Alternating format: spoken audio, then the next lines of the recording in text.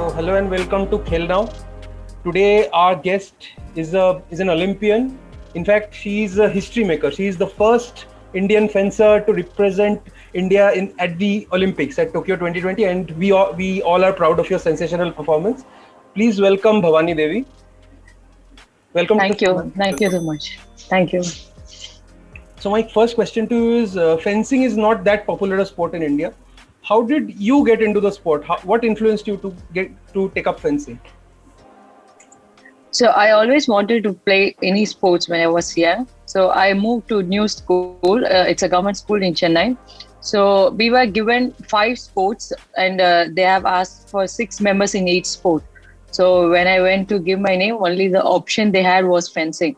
So I'm like, okay, I will give my name for fencing because I want to play some sports anyhow. So I got only one option. So I'm like, okay, I'll give my name for fencing. And later they explained us about how fencing is being played and what are the events in fencing, how we get points, and they showed us the equipments. So I was so happy that I chose fencing, and it was so much fun playing this sport at the beginning. Also now. So I heard this story that you used bamboo sticks to practice in your initial days. So Yes. can you just give that story? Can you just tell that story a bit? Yes, because fencing was very new sport to India then, and we did not have enough equipments for all, and also the equipments are very expensive. So we need to export from other countries.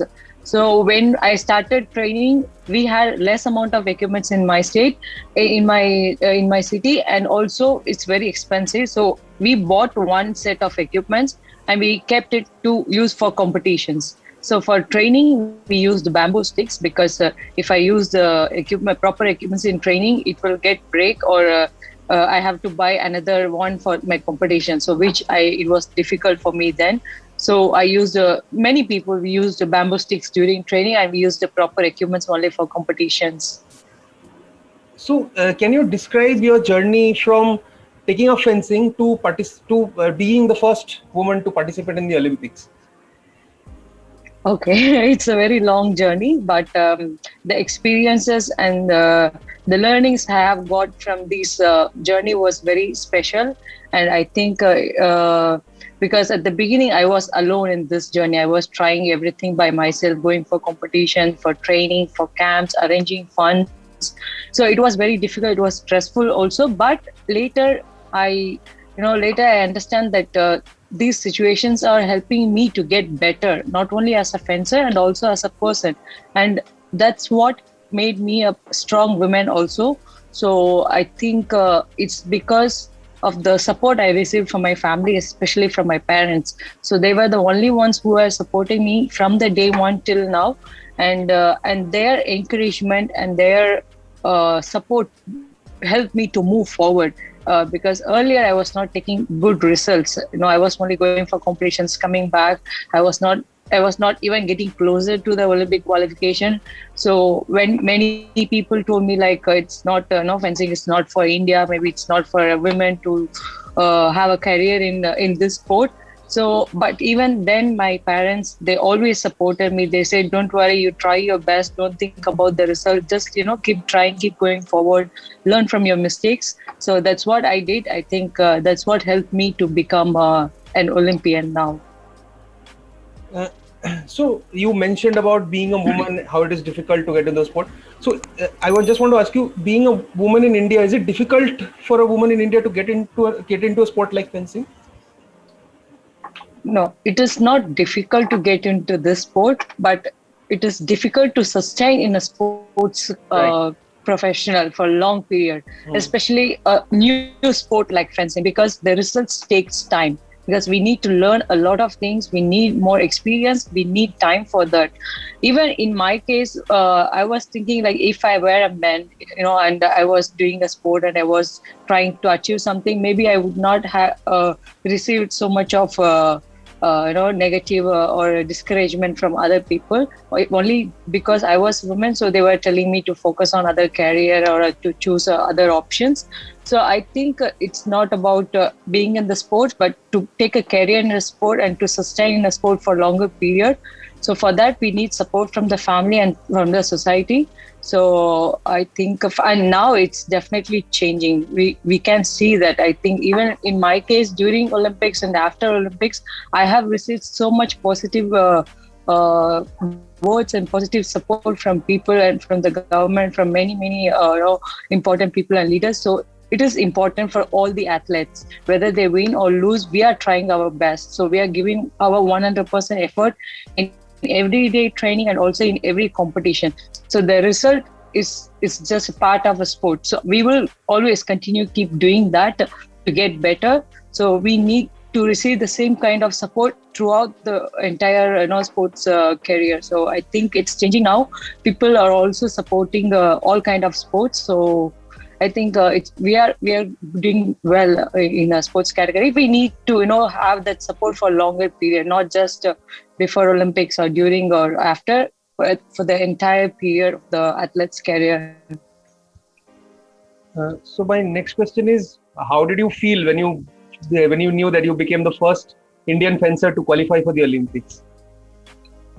So I never thought I was never thinking about being the first, but I was dreaming about representing Indian to be at the Olympic Games, and Olympic was my dream when I started fencing.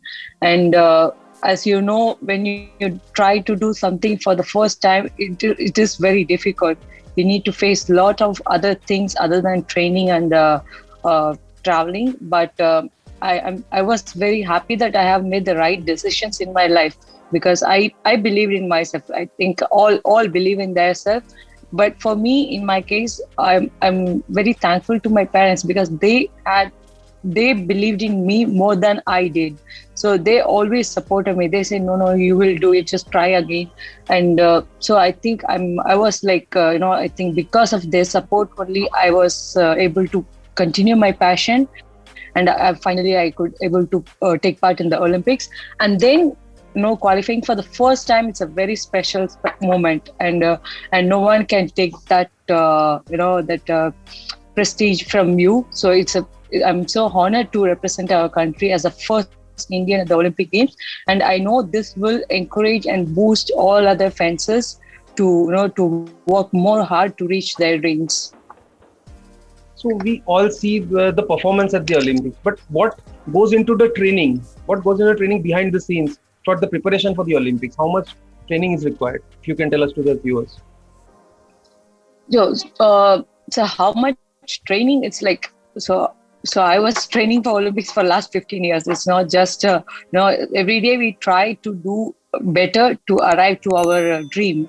So of course, especially before Olympics, the quality and the intents will be high.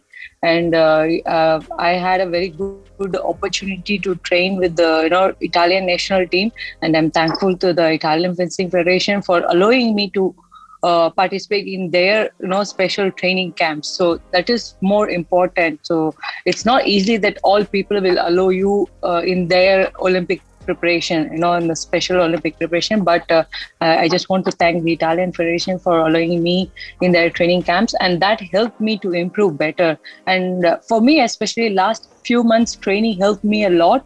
I think that's why I could able to do in the both first match and second match, because it's not very easy to start well in a competition like Olympics when you are not experienced.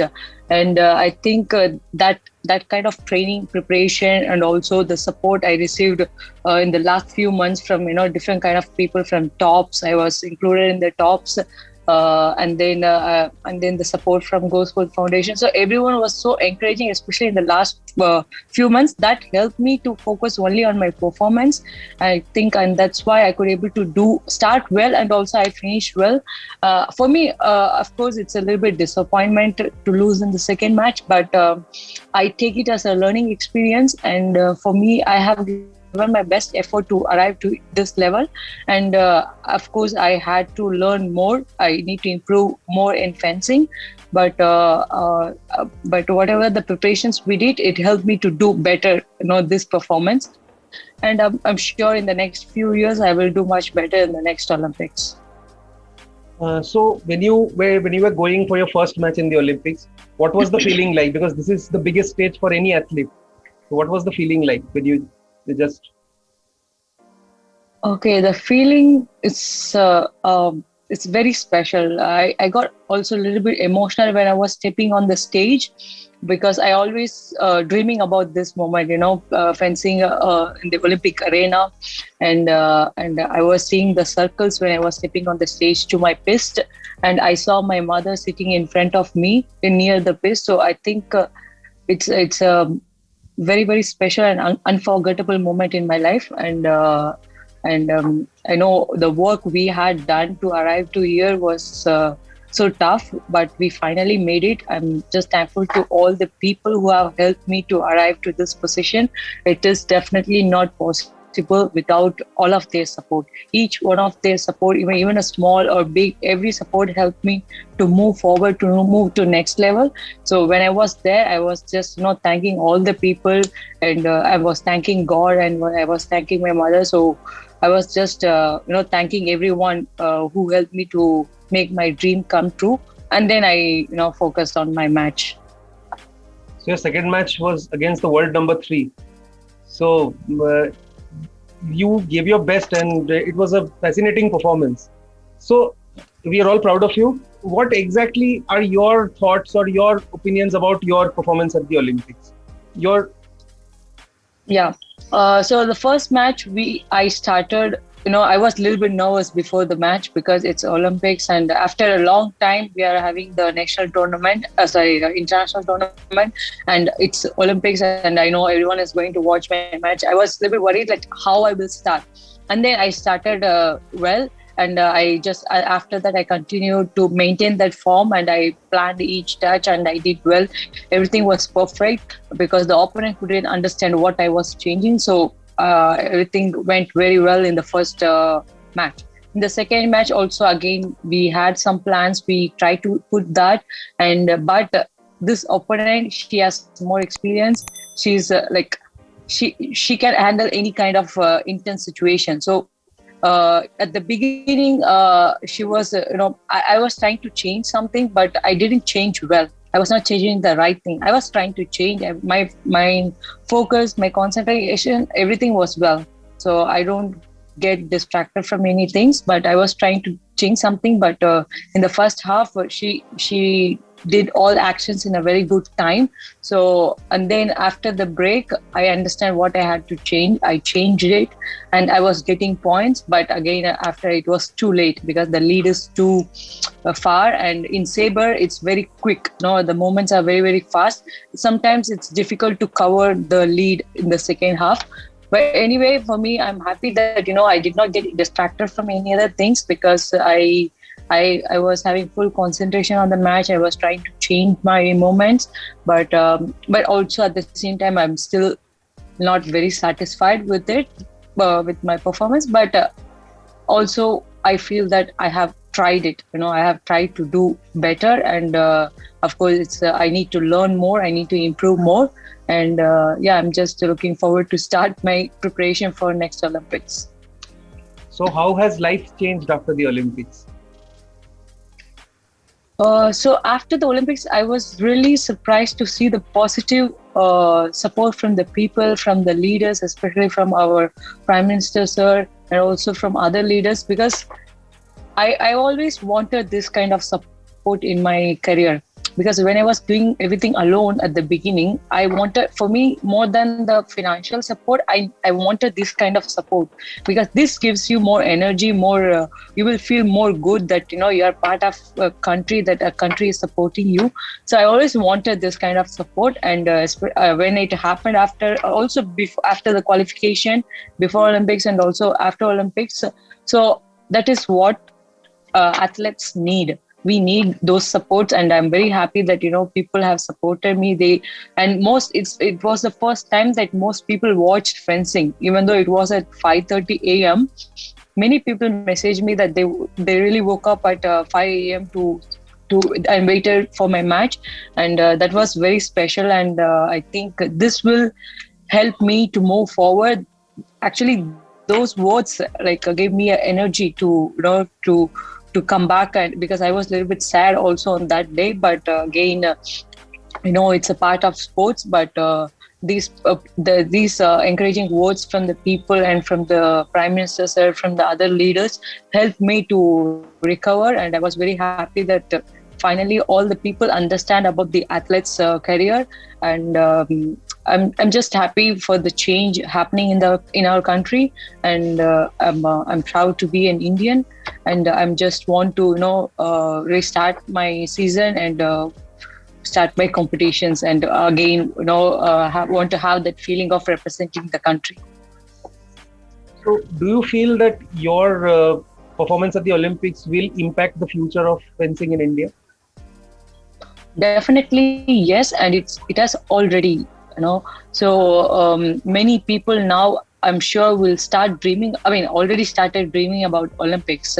And I'm sure they will have more confidence, and they will work very hard to reach their dreams. And they will they have understood now that India can do better results in fencing. So I think it's a very good result. This Olympic qualification, it's a result for all the people of Indian fencing family. So I'm sure fencing will develop much better, and we will have more champions from international competitions in this sport. So personally, what are your future goals after this Olympics? So after this Olympics, we have immediately we have some important competitions like Asian Championship, World Championship, and then we have Asian Games and Commonwealth Championship, and then the Olympics. So I just want to continue to do my best, and I want to win Asian Games. My first goal will be the Asian Games medal for our country. So lastly, any message for our viewers? Yes, first of all, thank you for supporting athletes. Thank you for taking time to interview all the athletes and giving them the right appreciation for their work. And thank you for taking my interview. And I just want to request all to support our athletes, and especially now we have more athletes at the Olympics. So cheer for India. We need all your support and blessings, and I will continue to do my best efforts and to make our country proud. Thank you all. So lastly, I just want to say that I was one of the millions of Indians who woke up at 5 a.m. to watch your match. And thank you. And you don't need to be sad, because we are very proud of your performance. I personally am very proud of your performance. Thank you. Thank you so much. Thank you so much for talking to us. It was a pleasure chatting with you. Hope we chat in the future also, after you win the Yes, definitely. Yeah, definitely. Thank you so much. Thank you so much.